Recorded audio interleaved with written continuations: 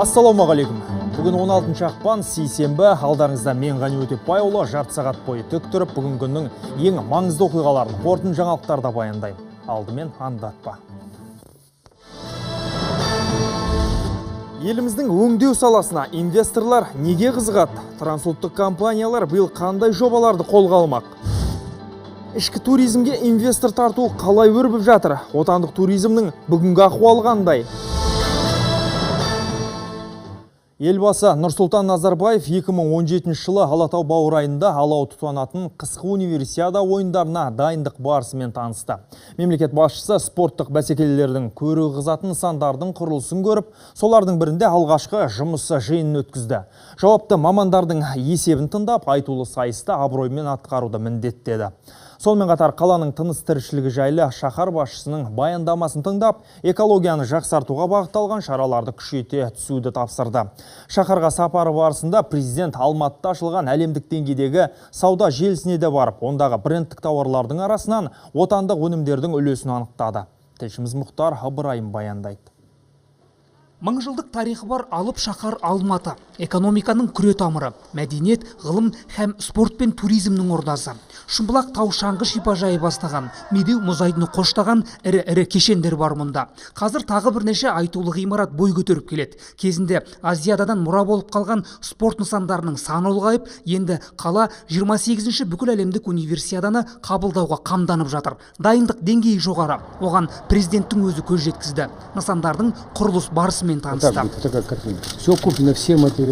Дода 8 нысанда спорттың 12 түрінен өтеді. Олардың басым бөлігі бұрынғылар. Екеуінің құрылысы мұз сарайы мен мұз аренасы мерзімінен бұрын тамыз айында тапсырылмақ. 12 мың орындық мұз айдыны универсиадаға арнайы салынып жатқан маңызды ғимараттардың бірі осы. Қазір мұнда құрылыс жұмыстары ерекше қарқын алған. Сәтін салса, мәнерлеп сырғанаудан жарыс осы нысанда өтеді. Бұдан бөлек универсиаданың ашылу және жабылу салтанаты да осы ғимаратта ұйымдастырылмақ. Бұдан бөлек 5000 орындық спортшылар қалашығы тұрғызылуда. Онда жарысқа қатысушылар орналасады. Бұндай кешен универсиада тарихында алғаш рет бой көтермек. 1500 құрылыс компаниясы атсалысып, қазір құрылыс алаңдарында 50 мың адам жұмыс істеп жатыр. Намысты додада 55 елдің 2000-ға жуық студенті бақ сынасады. Қазіргі уақытта 33 ел тіркеуден өтіп үлгерген. Осылайша ауқымы бойынша бұл сайыс өз тарихындағы ең үлкен универсиада атанбақ. В этом году продолжается регистрация, да? Да, целый год. Халықаралық доданың тұғыры биік, мәртебесі жағынан Олимпиада ойындарынан кейін екінші орында. Сондықтан студенттер сайысының жоғары деңгейде өтуі маңызды. Бұл орайда президент мұз сарайында Алматы қаласын дамыту және 28-ші дүниежүзілік қысқы универсиаданы өткізуге дайындық жөнінде кеңес өткізді. Жарысты тамашалауға 30 мың мейман келеді екен. 80 елдің 1 миллиардқа жуық тұрғыны эфирден тамашалайды. Демек, спорттық нысандарда қалада бабында болған абзал. Алматының өркендеуі Қазақстан үшін өте маңызды болып саналады. Әсіресе мына қазір өткізейік деп отырған универсиаданың алдында қаланың дайындығы, елдің оған дайындығы біз үшін керек. Биыл бәрін бітіруіміз керек. Универсиада ендігі жылы осы кезде болады ғой, тура бір жыл уақыт қалды. Мен біраз объектілерді аралап шықтым. Дайындығы өте жоғары деңгейде, бірақ әлі істейтін жұмыс аз емес. Болашақта бұл жұмыстардың бәрін уақытысында орындап, мойнымыз қалған осы универсиаданы экономиканың қиыншылығына қарамай жақсы деңгейде өткізіп, еліміздің дәрежесін, имиджін көтеруге жұмыс істеу керек. Елбасы мәдениет және спорт министрлігі мен Алматы әкімшілігіне спорттық ойындарды жоғары деңгейде өткізуді тапсырды. Спортшылардың дайындығы да мықты болуы тиіс. Бұл орайда министрдің өз болжамы бар. Қазірден бастап өзіміздің студенттеріміз көрсету керек показатель. Біз қазір үштікке кірудегі алдыға мақсат қойып жатырмыз. Сол жағынан біз білім және ғылым министрлігімен комплексінің план жасадық. Спорт нысандары жарыстан кейін тұралап қалмауы тиіс, деді президент. Елдің игілігіне қызмет етіп, қол жетімді болуы керек. Ұйымдастырушылардың айтуынша, кейін халықтың емін-еркін пайдалануына еш кедергі жоқ. Мұнда шағын футбол, баскетбол, волейболдан жарыс, тіпті концерттер мен форумдарда өткізуге болады. Мен көріп отырмын, волонтерлар дайындап жатсыңдар, дайындық жасап жатырсыңдар, оның барлығы дұрыс. Қазірден бастап қанша қаражат қайтады, универсиада өтіп кеткеннен кейін ол объектілердің барлығы қалай толтырады, кім өзге жұмыс істейді, жастар, балалар, ата-аналары балаларын үйретем десе осында жіберетін болады. Суға түсетін бассейн бар, мұз бар, соны қалай пайдалану керек. Қандай Қазақстан бойынша жарыстар өткізу керек, регион бойынша жарыстар, дүниежүзілік жарыстар, барлығын министерствомен бірге қараңдар. Нысанның бәрі қала тұрғындарына, қала қонақтарына есік ашық болады. Бұл жерде бағасы қазіргі бар нысандардан, спорт нысандарынан арзанырақ болады деп үміттеміз. Универсиада Алматының өркендеуі үшін зор мүмкіндік. Спорт пен туризмнің инфрақұрылымын нығайтады. Елдің мүмкіншіліктерін паш етеді. Сондықтан туристерді қабылдауға дайын болу керек. Бұл орайда Алматы басшылығы әуежайды кеңейтудің маңыздылығын алға тартты. Екінші терминал қажет. Ұшып қону алаңын жаңғырту маңызды деп отыр. Тіпті жаңа әуежай салуда ойда бар көрінеді. Қайткен күнде елбасы мәселені шешуді тапсырды. Конечно, мынау аэропорт қиыншылықтары бар, қыстың күні жабылып қалатын жағдай бар, тұман болатын жағдайлары бар, дегенменен аяғыдан бері қарай істеп келе жатыр ғой. Значит, Асет Валентинович, давай, собери акционеров, кто там есть, и конкретный план наметьте вместе с городом, что делать. Если это рукава, надо это быстро сделать, только рукава. Если что-то надо внутри терминала делать, тоже надо делать, чтобы сейчас уже аэропорт обслуживал нормально. Алматы мәдениетпен қатар қаржы орталығы, экономиканың күре тамыры, республикалық бюджеттің доноры саналады. Сондықтан оның әлеуметтік экономикалық өрлеуі маңызды. Осы орайда кеңестің басым бөлігі шаһардың экономикалық әлеуметтік өркендеуіне арналды.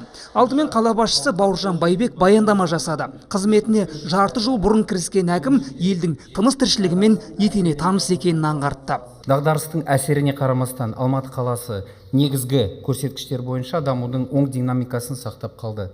Экономика 3%-дан аса артып, 8,9 триллион теңгені құрады. 22 мың жаңа жұмыс орын ашылып, 250 мыңнан астам жұмыс орны сақталып қалды.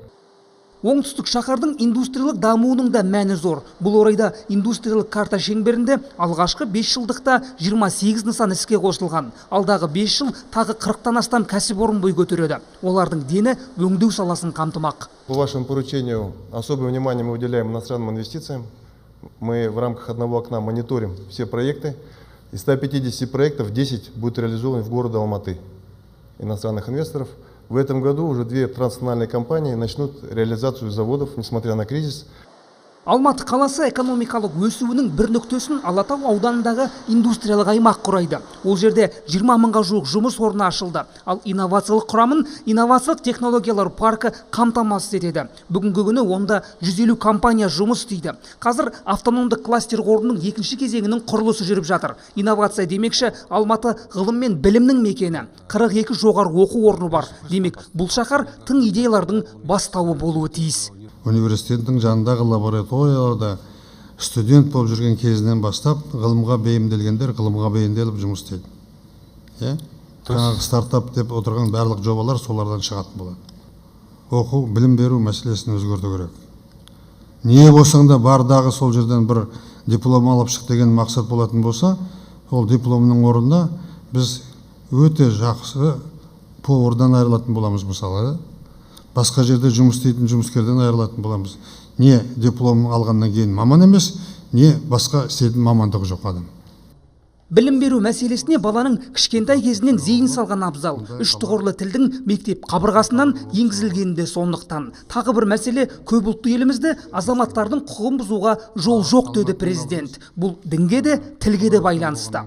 Значит, до меня доходит информация, что человек обращается русскоязычный на русском языке в контору какую-нибудь, и он получает ответ на казахском языке. Кто позволил?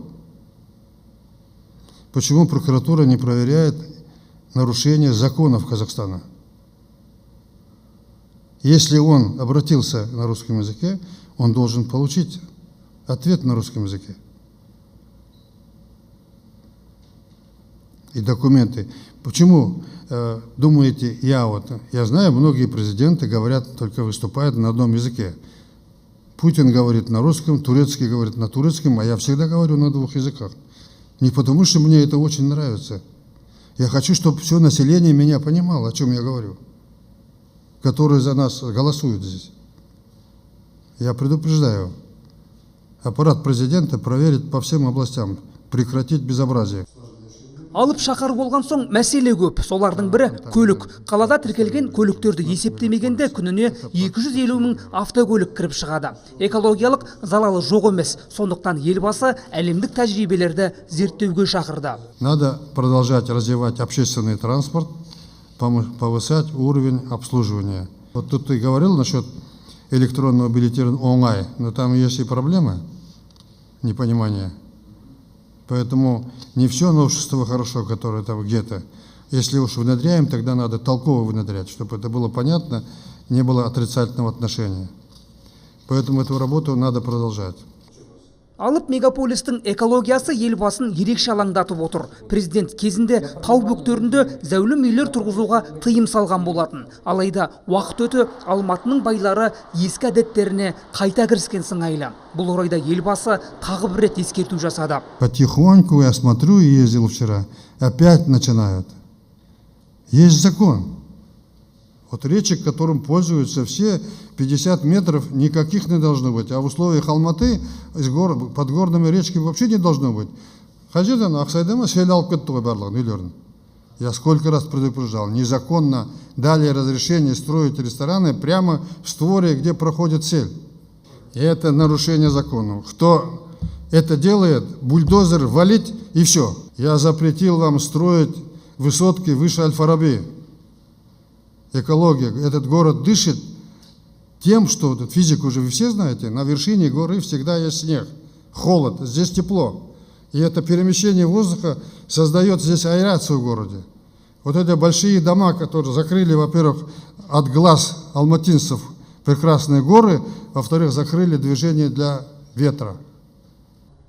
Қазіргі таңда қаражатты тиімді жұмсау керек. Дағдарыс кезінде мұның қажеттілігі артып отыр. Бұдан бөлек инвестициялар тартып, жаңа жұмыс орындарын ашу керек деді президент. Елбасы қала әкіміне шаһарды гүлдендіріп, жүктелген міндеттерді абыроймен атқаруды тапсырды.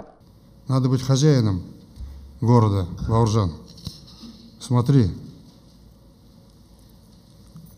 Внимательным надо быть к людям, и надо быть хозяином в городе. Хозяином в хорошем смысле. Следить, как за собственным домом, как хозяин следит. Хорошо? Всем вот заместителям твоим и районным акимам говорю. Работы много, город большой, поэтому я уделяю большое внимание и говорю с надеждой, что вы из всего этого сделаете выводы. Жиын 2,5 сағатқа созылды. Алматының келешегі жайлы терең ойлар қозғалып, біраз мәселелер көтерілді. 9 жолдың торабында тұрған Алматының көлік логистикалық әлеуеті, шағын және орта бизнес, қоғамдық тәртіпті күшейту мен қоршаған ортаны қорғауға ерекше назар аударды мемлекет басшысы. Енді бүгінгі берілген тапсырмалар орындалса игі. Әкім де, әркім де солай боларына сенімді. Бүгін елбасы Алматыдағы нысандарды да аралады. Жуырда ғана ашылған Carrefour гипермаркетінде болды. Әлемдік ірі сауда желісінің бұл Қазақстанға алғашқы қадамы. Мұнда күніне 15 мың адам келіп сауда саттық жасайды. Солардың бірі Нұрсұлтан Назарбаев.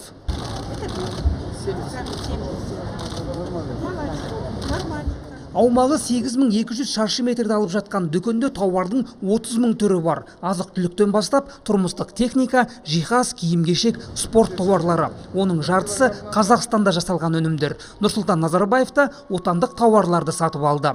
Барлық Қазақстанда шығарылған өнімдері. жұмыстарың өздеріңе оңай ма? Ұнайды, өте қатты ұнайды. Қанша болды? 4983 теңге. Мекеме 500-ге жуық отандық компаниямен әріптестік орнатқан. Олардың 130-ы Алматы өңірінің ауыл шаруашылық тауар өндірушілері. Біз гипермаркетті алғаш рет Алматыда аштық. Енді Астанада ашу ойымызда бар. Алдағы 5 жылда осы 2 қалада 10 дүкен желісін, Қазақстан бойынша 20 супермаркет ашуды жоспарлап отырмыз. Басты ерекшелігіміз біз отбасылық дүкенбіз және қазақстандық өнімге үлкен қолдау көрсетеміз. Carrefour француздық сауда желісі әлемде екінші орынға ие. Елімізде саудасы сәтті жүрсе, орталық Азияның басқа елдерінде дүкендерін ашпақ. Әзірге Қазақстанға келгеніне қуанып отыр. Бізге де игі. Арзан баға, сапалы өнім бізге де керек. Мұхтар Ыбырайым, Еділ Ермекбаев, қорытынды жаңалықтар. Алматы, Президент телерадио кешенінің көмегімен.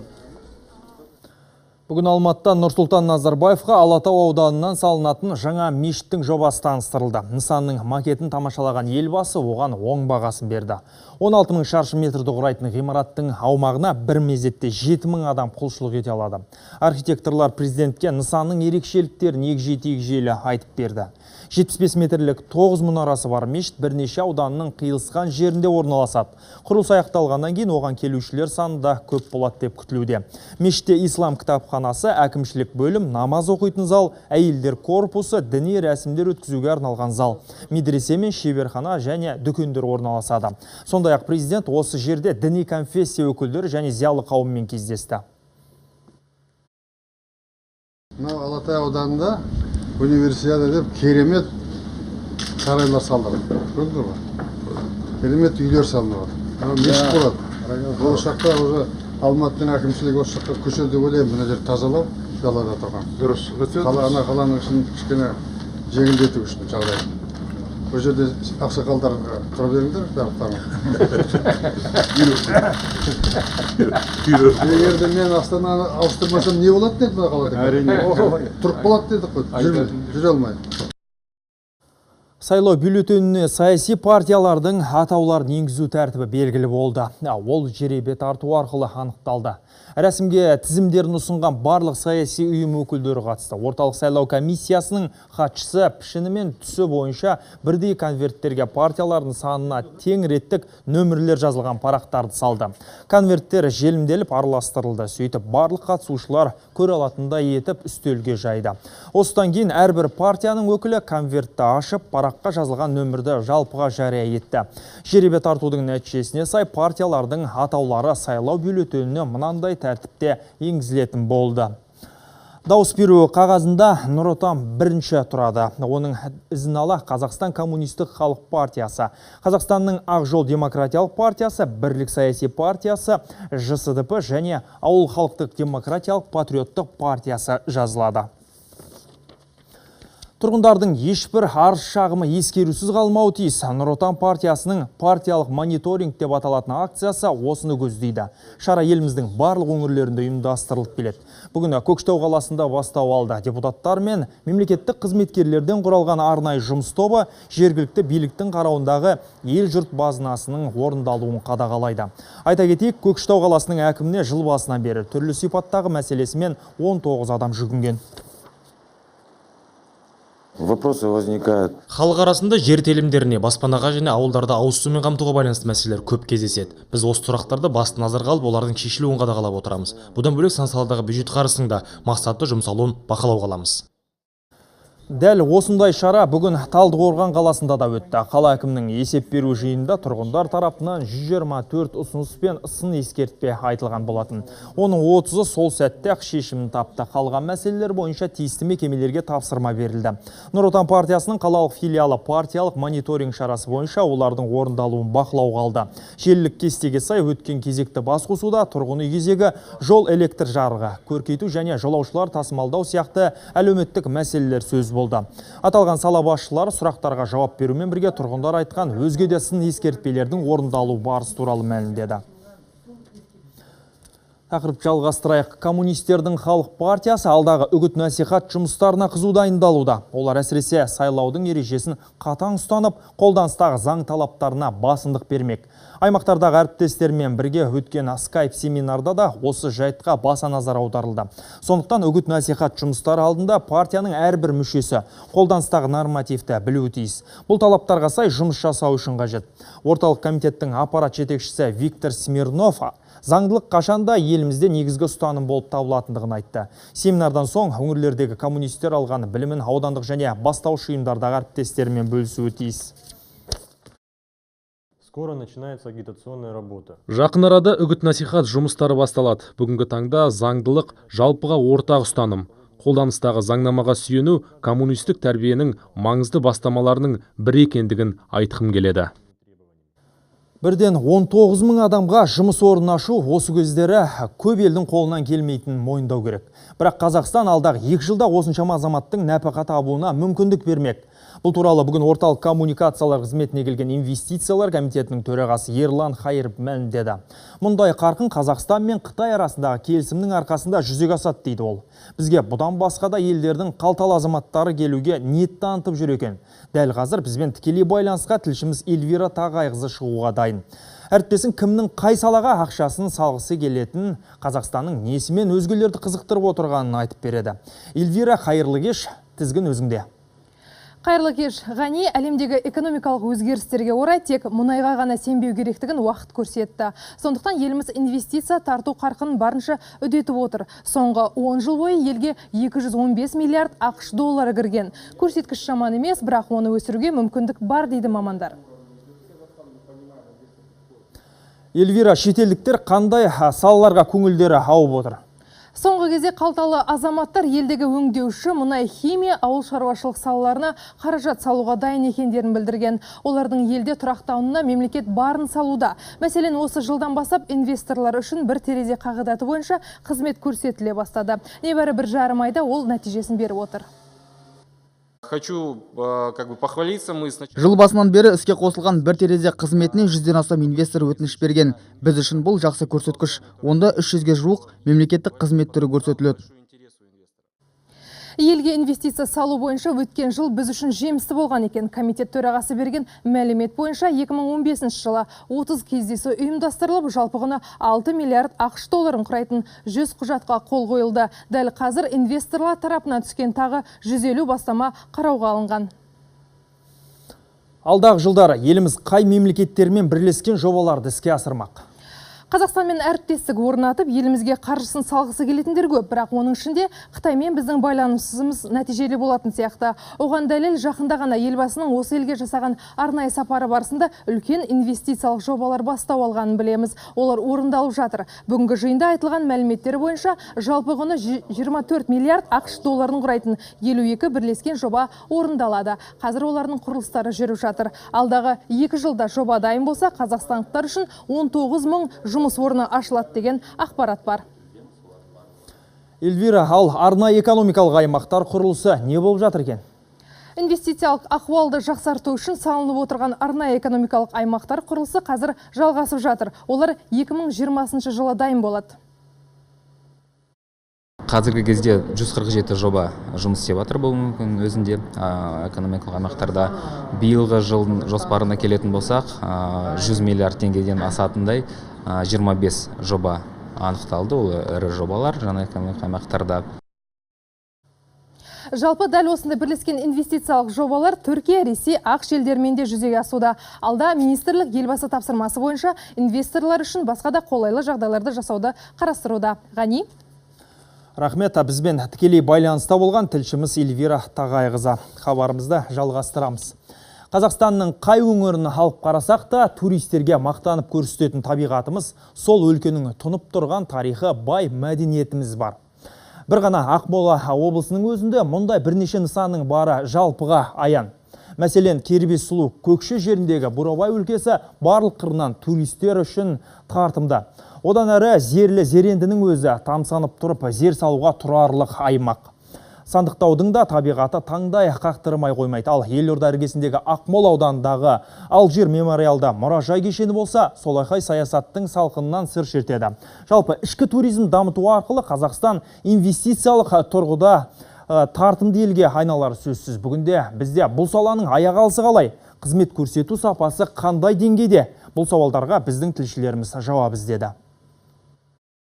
Қазақстанда ел ішіндегі туризмді дамытуға былтыр 423 миллион теңге инвестиция тартылып, 14 жоба жүзеге асты. Ал биыл және келесі жылы ел алдында 27 жобаны іске қосу мақсаты тұр. Оған 3 миллиард теңгеден астам қаржы бағытталады. Айта кету керек, туризм саласы дамыған аймақтардың бірі Шығыс Қазақстан. Бұл өңірде ішкі туристерді айтпағанда шетелдіктерді қызықтыратын суы да бар, нуы да бар. Сақ дәуірінен қалған тарихи орындар да жеткілікті. Тек көне кешендер аудан орталықтарынан алыс. ал дұрыс инфрақұрылым болмағандықтан қарыштап дамып кете алмай тұр. Дегенмен облыс орталығының маңындағы туристік демалыс орындары қанат жайып келеді. Қаладан 40 шақырым жердегі бұл шаңғы базасы жыл 12 ай адамнан босамайды. Мұнда демалушылар үшін барлық жағдай бар. Мы создали очень мощный курорт. Біз демалушылар үшін шаңғы базасында барлық жағдайды жасадық. Ол үшін шамамен 1,5 миллиардқа жуық теңге инвестиция құйдық. Қазір бізге қыста сырғанақ теуге Африка, Франция, Оңтүстік Корея және көрші Ресей елдерінен қонақтар үзілмейді. Шығыс өңіріне өткен жылы шетелден 19 мыңға жуық турист келген. Нәтижесінде бюджетке түскен кіріс 3,5 миллиард теңгеге жуықтады.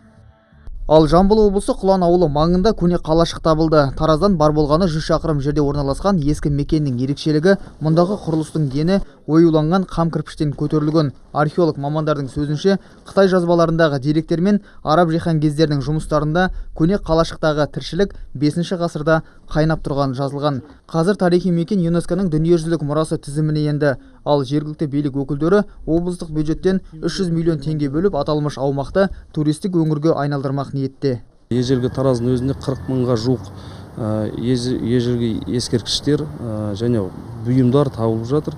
Оған қызығушылық танытып жатқан туристер өте көп. Астаналық кәсіпкерлер шетелдік туристерді төл мәдениетімізбен және әдет ғұрпымызбен таныстырудың тың тәсілін ойлап тапқан. Туристік компания арқылы меймандар дәстүрін сақтаған қазақи ортаға келіп, астан дәм татады, өз қолымен күбі пісіп, қымыз дайындаудың ерекшелігімен танысады. Сондай-ақ ұлттық үрмелі музыкалық аспап, сазсырнайды жасауды да меңгеріп шығады. Бағдарламамыздың тағы да бір бөлігінде өз қолдарымен киіз үйдің қаңқасын көтереді. Келген қонақтарымыз барлығы жақсы әсер алып, мәдениетімізді тереңірек біліп, үлкен әсер алып кетеді. Жуырда ғана бастау алған жобаға қызығушылық білдіріп отырған шетелдіктер көп. Алдағы уақытта бағдарлама ауқымы кеңейіп, шетелдіктерге көрсететін өнер түрлері көбеймек. Достық Талғатұлы, аймақтағы тілшілердің көмегімен қорытынды жаңалықтар. Осы тұрғыда әлем елдерінің көрсеткіштеріне көз жүгіртсек, көптеген мемлекеттердің жалпы ішкі өніміне туризм саласының айтарлықтай үлес қосатынын байқаймыз. Мәселен, өткен жылы Біріккен Араб Әмірліктерінде бұл көрсеткіш бұл саланың үлесі 6,7%-ға тең болған. Ал Италияның жалпы ішкі өнімнің 4,2%-ы туризмге тиесілі. Жапония мен Қытайда бұл көрсеткіш 2%-ның шамасында болса, Францияда 4%-ды құрайды. Аталған елдер бұл көрсеткіштерге туризм саласына қаржы құйып үнемі қолдау арқылы жеткен. Жалпы саяхаттап келушілердің арқасында пайда табуда әлем елдерінің басым көпшілігі әдетке айналдырғалы қашан. Швеция мен Норвегия елшілері арнамызға берген эксклюзивті сұхбатында Қазақстан мен ынтымақтастығының болашағы жөнінде ойларымен бөлісті. Қос дипломаттың пікірінше әлемдік экономиканың құлдырауы бұл уақытша құбылыс. Сондықтан жаһандық дағдарыс ынтымақтастығы мығым елдер арасында бизнес жүргізуіне кедергі келтіруі екіталай дейді дипломатиялық миссия өкілдері. Биыл біз екі ел кәсіпкерлерінің қатысуымен бизнес кездесулерді өткізуді жоспарлап отырмыз. Қазірдің өзінде Қазақстанда телекоммуникациялық және тау-кен саласында бірнеше швециялық компания жұмыс істейді. Енді сауда-саттық деңгейін одан әрі арттыруға күш салуымыз керек. 1998 жылы мұнай бағасы қазіргіден де арзан болатын. Норвегияның арқа сүйері мұнай нарығы екені жасырын емес. Сондықтан экономикамызға қатты әсер етті. Десе де бизнес өздеріне тиімді жағдайды іздейді. Ол бір жерде ешқашан тұрмайды.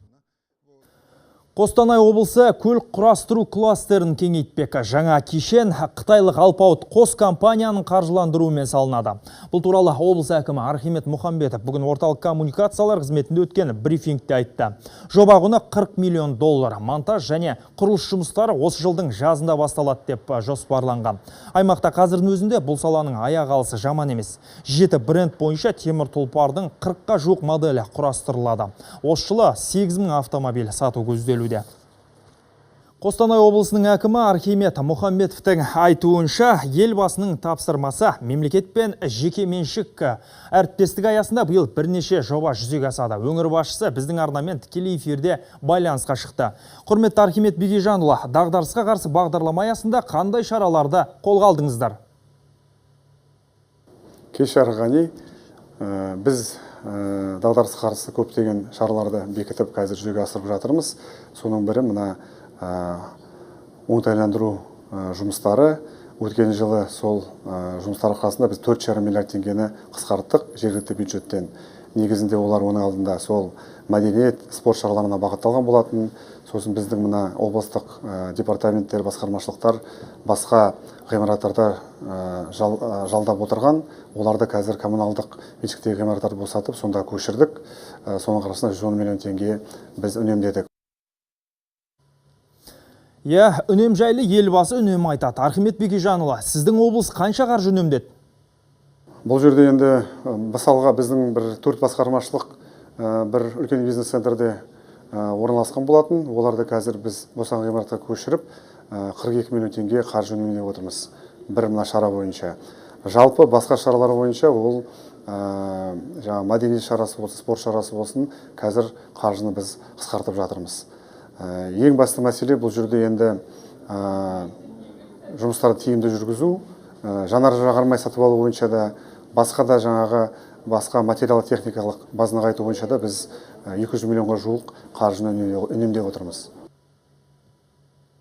Тұшымды жауабыңызға рахмет.